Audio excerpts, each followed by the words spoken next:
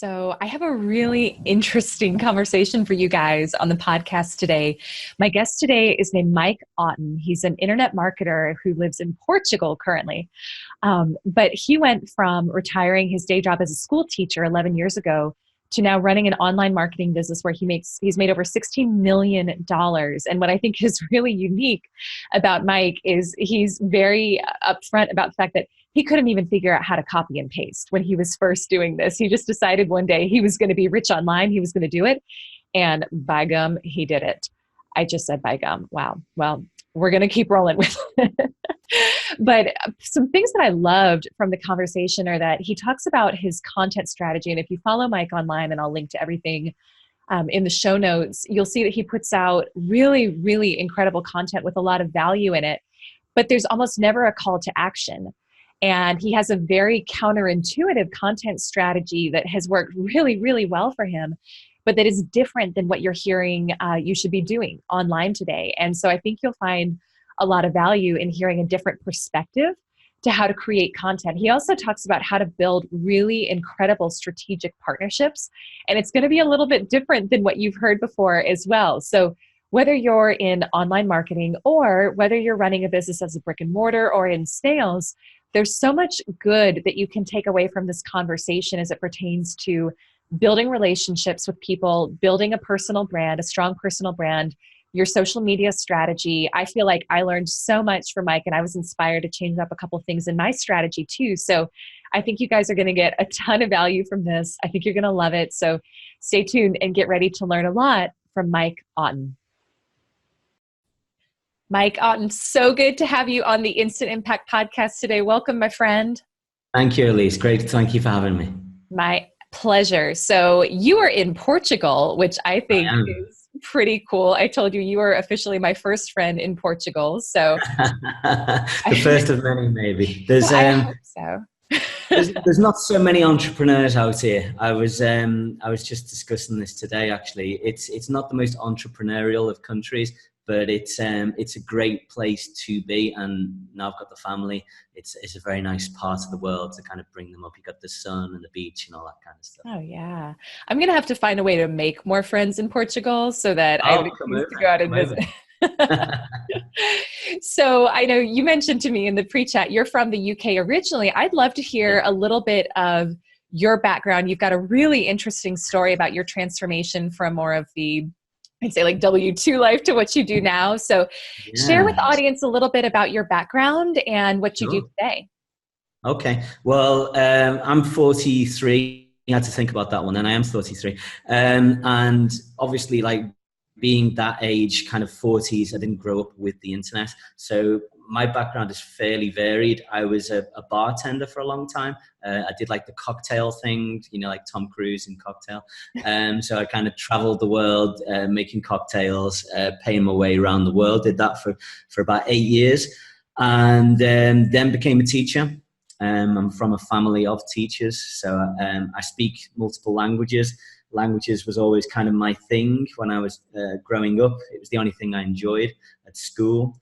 So I became a languages teacher and did that for about 5 years in the UK. Moved back home, moved back to my hometown, Liverpool, while I was a teacher, and did that, but it wasn't really for me. It was enjoyable helping and kind of being of service, if you like. Helping people learn and all that kind of stuff. But as a profession, a full-time profession, and being really tied down to like a regular 9-to-5 life. I'd done the traveling the world very freely for many years, and it just wasn't me. It just wasn't my kind of thing. So I made what in retrospect was probably quite a bold decision and this was the genuine decision. I woke up, there was a series of events that led up to this kind of decision that kind of like prompted me to make this decision. But I basically woke up and decided I was going to get rich. That was the thought. I didn't put a number on it, just rich from the internet. But I had almost no knowledge of how to use a computer, how to do anything. Copy and paste, I still hadn't worked out by that point. But it worked. I did it. You're giving people hope here. Well, I think so. I think my story, if nothing else, it's not like I've got this, I mean, I meet people with some incredible backstories and very inspirational. I think mine is kind of more kind of like, if he can do it, anyone can do it. Mm-hmm. Because I literally was struggling for a long, long time with this concept of copy and paste and what it even meant. And once I'd kind of wrapped my head around that, which seems absurd now, I then quickly decided that the internet was where I was going to make my fortune, and just set about doing that. So, okay, so take us through this up. So once you decided that was how you were going to make your fortune. I know you've made over $16 million online now with what you call relatively simple online marketing tools. I mean, that's incredible. How have you done it? Like, walk us through, tell us some of the different ways. I mean, it's over quite a long period of time. So there's been highs and there's been lows. There's been moments, days and weeks where I've made hundreds of thousands, and there's been years where I've made nothing. The highs came sooner than the lows. I gave myself this goal of making money online. And unlike most people, I didn't particularly struggle. I researched, and it started off with that classic Google search of how to make money online. Mm-hmm. That was search number one, and that led me down the rabbit hole of internet marketing products. So this is like 2007, 2008, where like everyone was spamming you with their kind of get rich quick scheme, right? So I was buying into these products and not making any progress, which is the same as everybody else.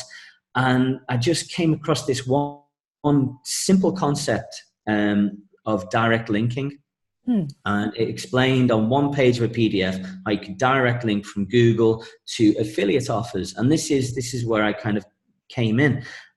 So I kind of developed the system. I mean, it was literally one page, so they didn't go into any depth. I developed a system where I was direct linking from Google to Amazon for any and everything that you can imagine Amazon was selling at the time that was profitable. So it was things like cameras, high definition televisions, these kind of electrical items, if you like. Mm-hmm. And within 4 months, I was doing high five figures.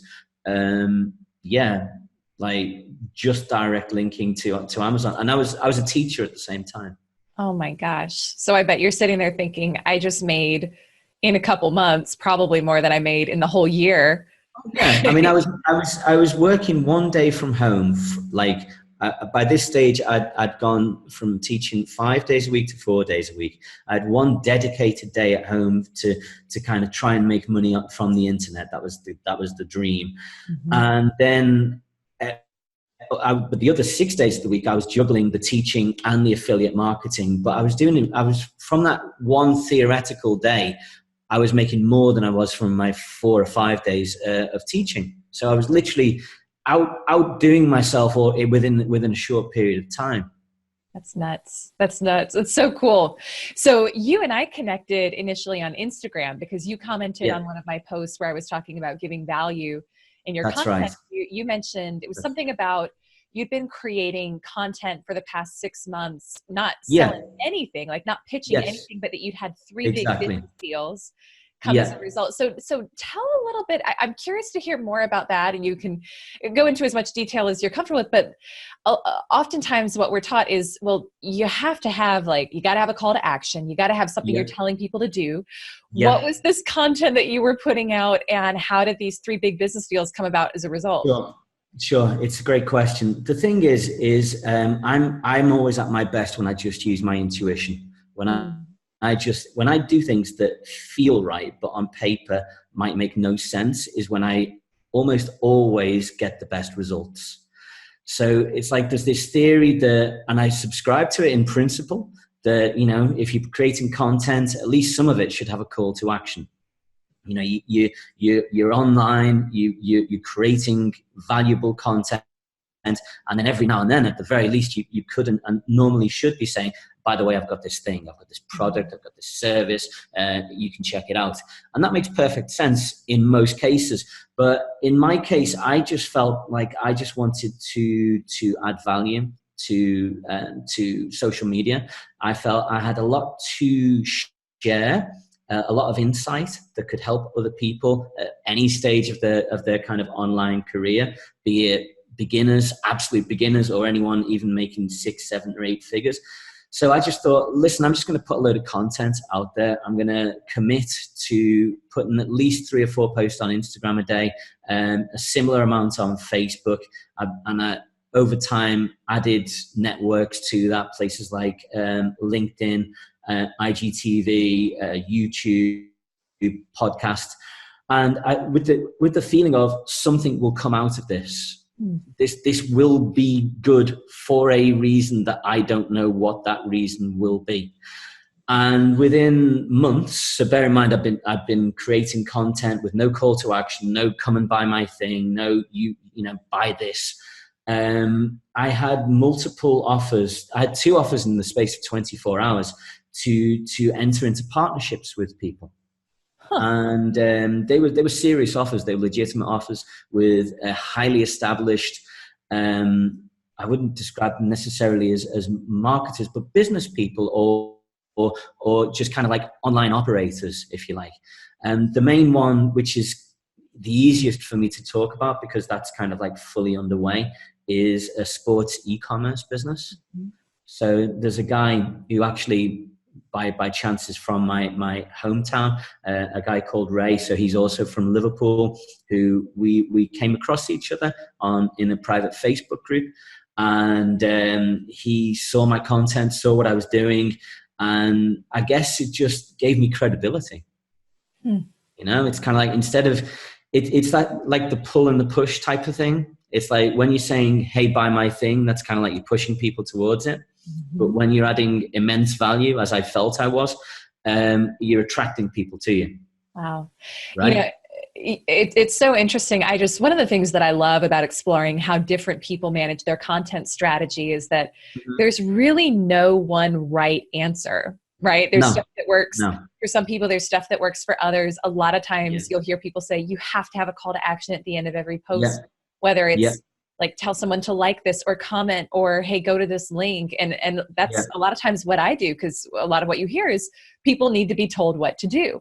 On the flip side, I also really like how you said you kind of follow your intuition, and sometimes doing the exact opposite of what everyone is doing sets you apart enough that it sets you apart. Is that what you think happened? I think so. I think it was also important to understand. I always think you only understand what you've done often when you look back. Like hindsight is 20/20, and I was really acting on intuition, but I think probably in the back of my mind, consciously or subconsciously, I was looking to attract people like the people who I attracted. So like, I wasn't trying to sell the $49 product. I wasn't trying to sell the $69 membership model, right? Which is, typically speaking, a certain type of buyer. Okay, it's often somebody who is starting out or who has started out but really needs that help getting things going to 6 figures or whatever. I have a product like that already made, but I've yet to release it to the public. I think what I was really thinking is if by doing this, I'm looking to attract the bigger people, if you like, in monetary terms, like people who are established, who are making the high 6 figures, 7 figures, and who don't need that necessarily. They don't need that call to action, because if they like me, if what I'm saying resonates with them, they'll send me a message. They're smart people, right? They don't need a button that says message me. They just will message me. It's that simple, right?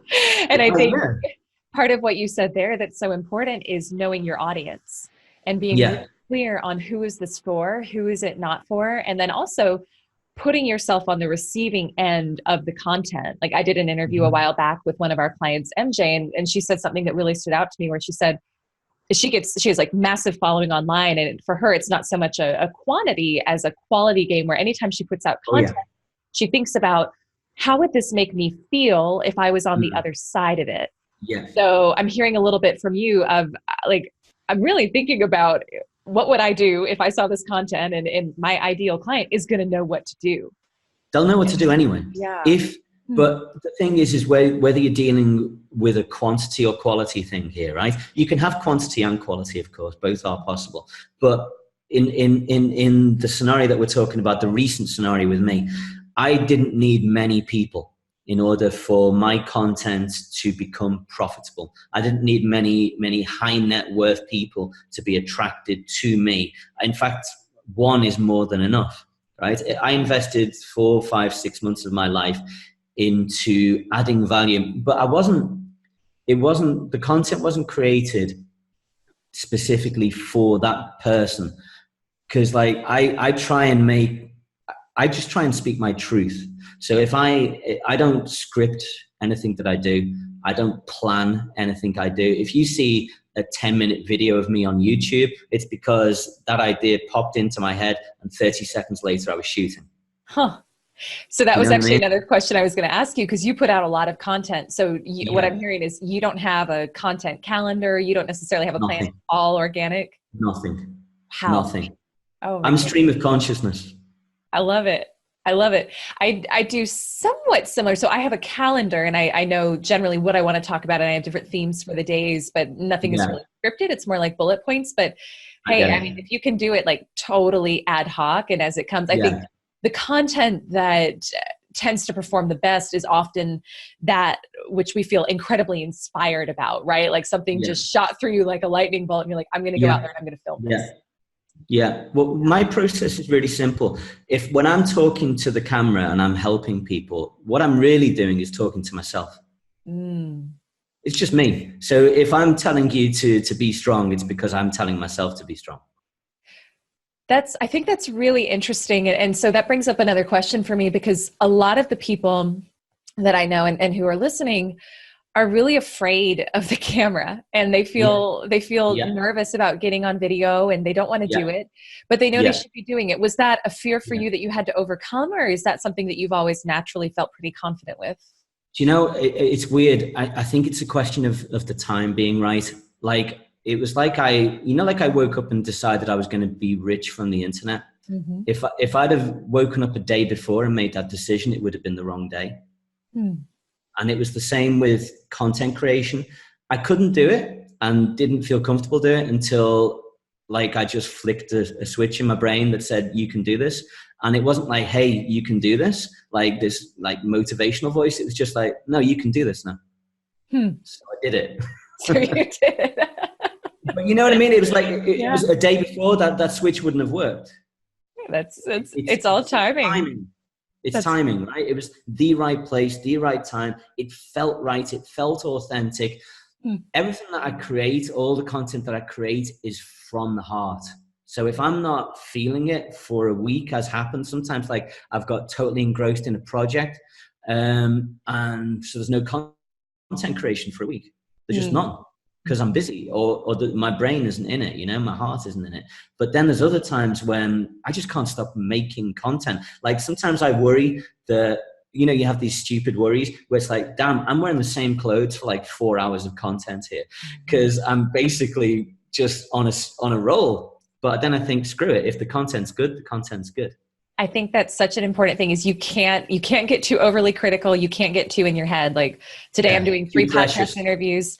I'm going to be in the same shirt for all of them. It's just There kind you of go. what There it you is. go. We can really get in our own way and overanalyze and then All the just not do time. anything. And like, All the time. We are our own worst enemies. All the totally. time. So speaking of your content, you had a video that I thought was really interesting on your website about how to sell without selling, which I think Branding. is fascinating, because there's a lot of Yeah. salespeople listening who maybe Yeah. they're cold calling, maybe Yeah. they're like cold emailing. That's part of what they do. And I think that Yeah. concept might be a little bit refreshing, but also like, what does that mean? Yeah. Tell us a little bit about what you talked about in that video and what that means. I think what everyone's trying to do is get the quick sale. And I think that can work, but I think that can, and I'm really careful with my words here. It's important to understand that I'm saying the word can, that like we talked about, there's no rules. I don't believe in rules, but I do believe in kind of fundamental, basic realities that apply to most people or most situations, with exceptions. So what it can do, it can harm your brand, your name, if you're just seen as the guy or the company that just wants to make money. And the thing about social media that most people misunderstand, most companies, most individuals who are trying to sell their product or service online, is social media is social. Okay, that's the name of it, and it's not an accident that it's called social media. And if you're and this is all my opinion, of course, if you're looking to create a long-term business that has a strong element of social media to it, you need to be what I call the content creator. Okay, you don't want to be the advert, you don't want to be the ad, you don't want to be the message that says, hey, come and buy my thing. You want to be the program. You want to be you want to become like a media company. Okay, first and foremost. So you're creating content that people look forward to. You're creating content that people can relate to. You're creating content that's genuine, that's authentic, that comes from the heart, and that just wants to help people, right? And when you start off with that viewpoint of, my first role on social media is to inform my public, okay? And it could be about air conditioners, right? So you're in the air conditioner business and you're just telling people, hey, this is what people do wrong with their air conditioners, or this is how you get the most life out of your air conditioner, right? And that's what your content is predicated about. And it can be things as simple as, hey, these are the people who work with me in my air conditioning company. Meet John, right? It doesn't have to be anything mind-blowing, right? But if your content creation is predicated around that, and then occasionally, either within the copy, within the words that you say, within let's say you write a 20-line piece of text that goes together with your Instagram video or Facebook video, and within that is a call to action, that's all good. But for me, if you want to grow a following, if you want people to engage with your content, you have to stop thinking like an advertiser and start thinking like a publisher. I love that. Yeah. I mean, you said exactly one of the things I believe Jay Baer talks about. Everyone needs to consider themselves a media company today. Yeah. And it's like, you have to think about, how can I be interesting? How can I be, that we think back to the days of print magazines. I remember when I was a teenager, like we'd get them at home and I'd be so excited. And it's like, how could I be that magazine that I couldn't wait to flip through as a teenager? Yeah. I couldn't wait for the episode to come out. And it's not because of the ads. It's typically because of the content. Exactly. I mean, nobody opens Vogue to just look at the adverts, right. It's like they want the content and the ads if the ads are relevant to them. But yeah, it's like I don't necessarily subscribe to the idea of how can I be interesting in so much as how can I be helpful. What do you think the difference is? The difference is when and this is just my interpretation of those words, is I always try and put myself in the position of the person thinking those words. And it puts you under an immense amount of pressure, personal pressure, internal pressure, when you think you have to be interesting. Right? So and when you're under pressure to perform, the normal reaction is to not perform. Yeah. Okay. So you're more inclined, if you think you need to be interesting, to not create that piece of content. Whereas if the mindset is, I'm going to be helpful, all you need to do is help one person and you are being helpful. So let's say your content is quote unquote crap. Like your delivery is bad, you stutter, you forget what you're saying, the background looks horrible, but the thing you've said comes from the heart. It is authentic. It is helpful. It will. You're almost certain it will help one person, despite your awful delivery. You'll release that content, or you're more inclined to, at least. Yeah, I think that's such a good point. And I'll just share this as an exercise that people can do if they're thinking like, wow, I really need to do this. This is great. One of the things we always tell our clients to do is, like, once you're clear on your audience and your avatar, make a list of just 52 different questions that person has. And one for every week, right? And then it Yeah. just gives you something every single week to go online and be Love it. helpful with. I love the way you said that. Yeah. Just really focus on being helpful, and it makes Helpful. the content that you create, whether it's highly produced or whether it's terrible, still It's be social helpful media. to somebody. It's social media. No one cares if it's grainy, right? No one cares about the camera. No one cares about the background. No one cares about your hair. No one cares about you, right? It's like when you can get over yourself and over the way you think you need to look, and the way the video needs to come across, or the content, or the photo, or whatever you're using, the imagery. Once you can get over yourself and stop thinking how important it is you are not important. I'm not important. It's the message. Yeah. It's the help. Amen. Right? And it's social media. You think about people's timeline, right? You've always got to think about the context, right? People's timeline is a bunch of badly taken photos by their mum, right? It's like mum took a picture of her with the grandkids. It's a selfie, and mum doesn't know how to take selfies. And it's kind of like you can see one person's eye and you can see half of the other person, and like the kids going like that with a horrible facial expression. And she puts it onto Facebook. That's people's timeline, right? That's what people are expecting on social media. And the same applies to their ads as well. Like if you're doing these super slick ads, it's not like I don't advertise on Facebook. I've done a lot of Facebook ads and Instagram ads, over the recent time. It's but it doesn't need to be slick. In fact, slick, if it looks like it belongs again in Vogue, that doesn't fit into Facebook. That doesn't fit into Instagram. We use this word native, right? It doesn't look right. It looks like, oh God, there's an ad. But when it's like just somebody with like, I don't know, a broken down car behind them and the camera's wobbling, it's like, oh shit, this stuff's real. It fits, I love it. Right? I'm not saying you need to find the broken down car, but it's like, who cares if you've combed your hair? Who cares? If there's sleep in your eyes? Who cares? No, you know who notices? You notice, and that's it. Well, and one thing that I just want to emphasize here, guys, for everyone listening, is that you always want to look at, like, I think anytime we're getting advice, look at the credibility of the source. This is coming from a man who's made $16 million online. So if you're worried about stuff being too perfect or too polished, like, listen to this because you've done it, Mike, and it works. Game. Yeah. It's a quantity game. It is. I know you would like it to be a quality game. I mean, I'm an incurable perfectionist, but I have got over myself to an extent where I'm just like, that'll do, right? It's like you've got to have this mindset of that will do.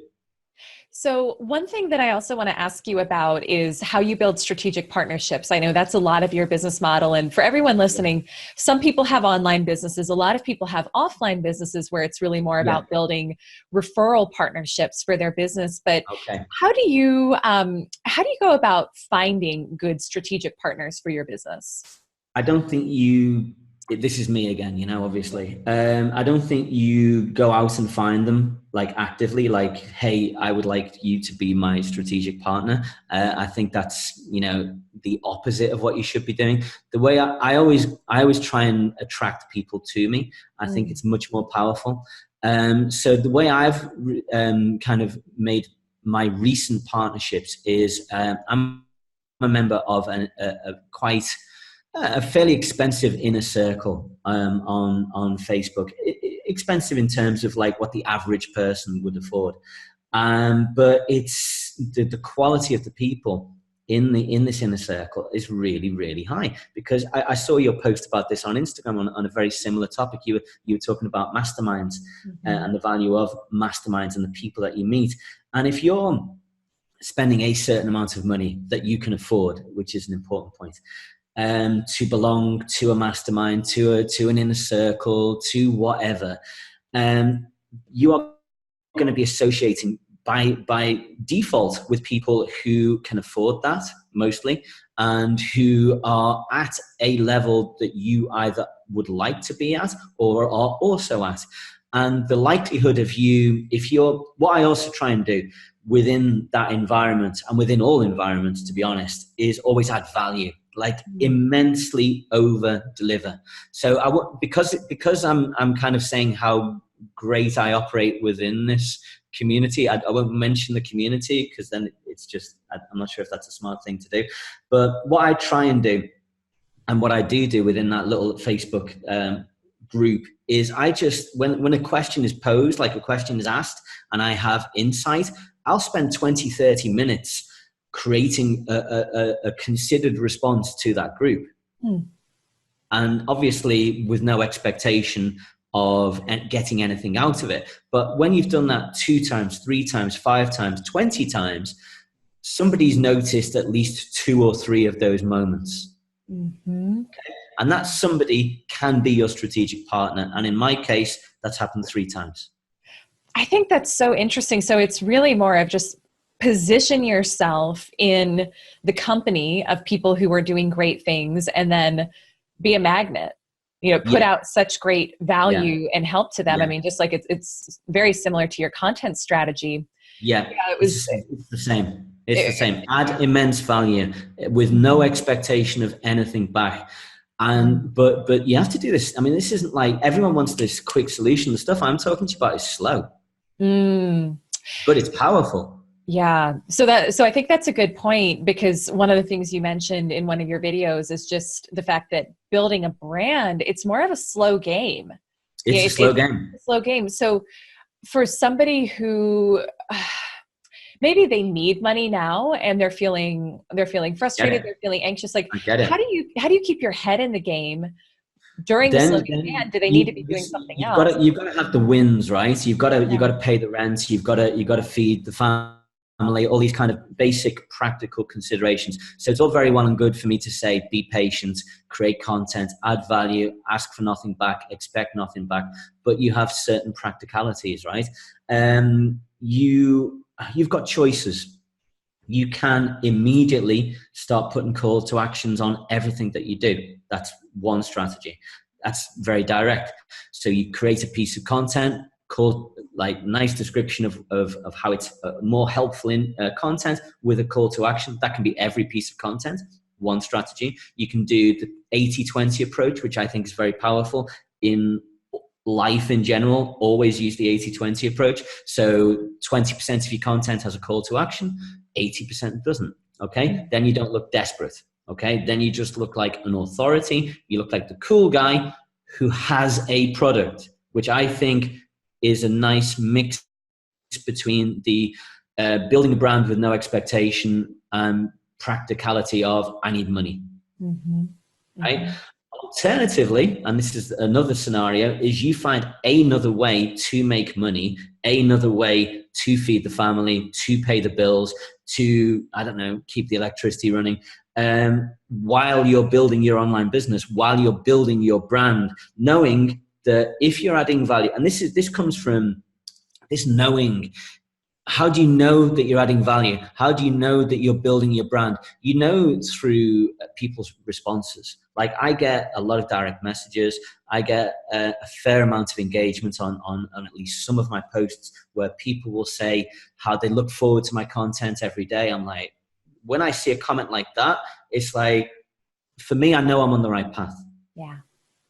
That specific person doesn't need to be my customer or my client or be a source of income. But if I'm resonating with a person, there's a fair chance that if I keep doing what I'm doing, I'm going to resonate with more people. I absolutely love that. And I'll just add one thought there. One of the big lessons for me over the past year has been learning to be more attached to the what than the how. So like if I have a goal, like maybe it's a revenue goal or an impact goal, like you can get attached to that goal, but you can't get attached to like who it's meant to be delivered to you through, right? So you mentioned like somebody comments on social media and talks about how much your work has impacted their life. It doesn't necessarily mean that they have to be the client who buys from you, because that'll often come in surprising ways, but it's more just saying, hey, this is feedback and an indicator that I'm doing the right thing, and some way, somehow someone will end up buying from me, and I'm not attached to who that person is. I'm attached to it needs to be like, of service for the right person. I think, I think it's possible for all marketers to make money and make the world a better place. Mm. And as corny and as cliched as that might sound, it's something I 100% believe in and subscribe to. It's if your strategy involves genuinely giving to your community, either local community, online community, niche or niche, as they say in America, we say niche. It's gonna work in the medium to long term. Mm. It's patience. We talked about practicality. If you can lock down the practical side of things, if you can get the bills covered by any ways or means that are appropriate to you, and be patient, for me, that's how you do it. At some point, you have to pull the trigger. At some point, you have to say, "I've got this thing, I've got this product," but it doesn't necessarily have to be always. Yeah. Not necessarily. Such good advice. Let me ask you one last question. People listening to the show tend to be people who they want to make a big difference in their lives, in their business. They want to make an impact, an instant impact. They want to do it in less time though. So if you were to give one final piece of advice for people who are looking to make an instant impact in their business and in their life, what would it be? Spend less. That's interesting. Okay. Spend less. All right. What do you need? Get real basic. If you really want, let's say you've got a 5-figure online business, right? And you really want to get that to 7 figures. You're going to do that through advertising. Okay. I'm just getting really practical here. I'm imagining somebody who's got some money coming in, but not a lot. So how do you do that? Well, if you've got someone who can lend you money and you're cool with lending money, you can borrow some money. And you can build up through advertising that way. If you're certain you can turn that dollar into $1.20 or a dollar into $2, then by all means borrow that money if you're certain. However, if you want to I always like to just depend on me. I don't like asking people for any help, financial or otherwise. So just get real, basic about what do I need? Do I need to pay the $500 a month for the expensive car, or could I pay $250 and have a simpler car? Can I then take that $250 and invest it in ads and turn the $250 into $500? Next month I've got $500. $500 becomes $1,000. $1,000 becomes $2,000. It's compounded, right? All because you didn't need the Lexus. That's awesome. It's super simple. It's practical and it works. I think it's practical. It's like when I started out in marketing, I had a very, very small budget, and all the money I was generating was through Google ads, right? So it was paid ads. It was pay-per-click. I did everything that I just described to you. I had rapidly became an XLS expert, a spreadsheet expert, ridiculously complex spreadsheets, right? And I did that with the pay-per-click, but I also did it with my finances. I look back to it is quite funny when I think back to it, but I knew each week I had a certain amount of money for petrol, for gas. I had a certain amount of money for social. I had a certain amount of money for eating out, and it was a small amount of money. It's like if I wanted a nice meal, I had to save up for 2 weeks. It was because the money was regulated. It's let's say I was making, I had in my pocket $2,000, right? It's $1,000 has got to be my life, and the other $1,000 is ads, right? And every dollar I'm not spending on my life is another dollar I've got to spend on ads. Wow. Yeah. That's how I did it. That's genuinely how I did it. And that is required. I think if you have practical. Yeah. Who cares what anyone thinks? Who cares? Who cares what car you're driving? Ultimately, it comes down to 2 things normally: ego and what the Joneses think, and both don't matter. Neither one pays you, right? They're not going to pay for your advertising, and they're not. But the advertising will take you to 6 figures if you do it right. It will take you to 7 figures over time. Yeah. That's so good. Hey, thank you so much, Mike. This was amazing. And I feel like I learned so much from you. If people want to connect with you online and see all this great content you're putting out, what's the best way for them to connect with you? Pretty much everywhere. You can just search for Mike Auton. So I've got the podcast, which is called Inside Your Online Success. That's just about 4 or 5 episodes of that I've dropped so far. But if you search for Mike Auton, you'll find that. I'm really excited about the podcast. If you search on YouTube, Facebook, Instagram, LinkedIn, LinkedIn is a dash. So it's Mike Auton. Everywhere else, it's Mike Auton. That's awesome. And your last name is Auton for people who are Correct. searching for you. Yeah. Correct. Awesome. Thank you for doing that. Yeah. Thank you so much, Mike. It was great to have you. Thank you guys No for worries. listening and for joining us. And I will see you all again very soon. Bye for now.